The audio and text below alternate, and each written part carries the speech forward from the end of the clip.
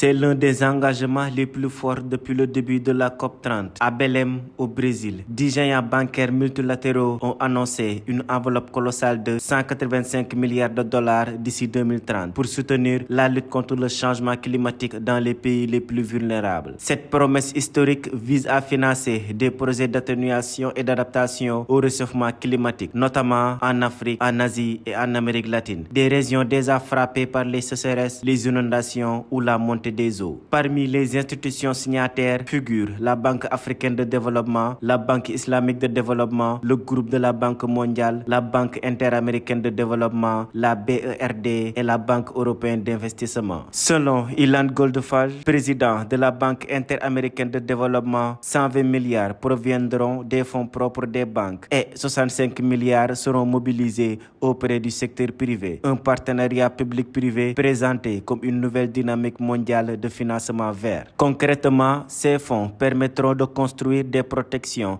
contre les inondations, d'introduire des cultures plus résilientes à la sécheresse et de restaurer les mangroves et les forêts tropicales, de véritables boucliers naturels face au dérèglement climatique. Mais selon le programme des Nations Unies pour l'environnement, les besoins réels restent immenses, jusqu'à 365 milliards de dollars par an d'ici 2035 pour les pays en développement. Un chiffre bien supérieur aux 26 milliards seulement mobilisés en 2023 par les pays industrialisés. Alors que 170 délégations participent à cette grand-messe climatique, la question du financement demeure le cœur du débat. Ce nouvel engagement redonne toutefois espoir à des millions de personnes en première ligne du dérèglement climatique. De Belém à Bamako, de Dakar à Delhi, l'heure est à l'action. Ces 185 milliards de dollars pourraient bien marquer un tournant dans la bataille mondiale pour sauver le climat.